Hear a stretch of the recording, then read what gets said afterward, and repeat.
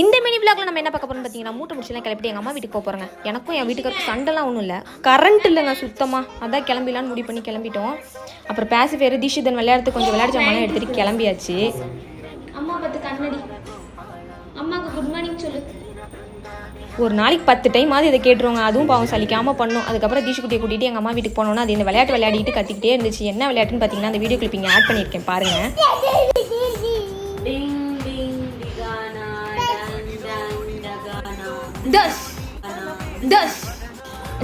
எங்கள் வீட்டுக்காரு, என் நாத்தனார், அதுக்கப்புறமே யாத்ரா தீஷி எல்லாம் இந்த விளையாட்டு விளையாடிட்டே இருப்பாங்க. அவனுக்கு விளையாடுறதுக்கு ஆள் இருந்துட்டா போதும்.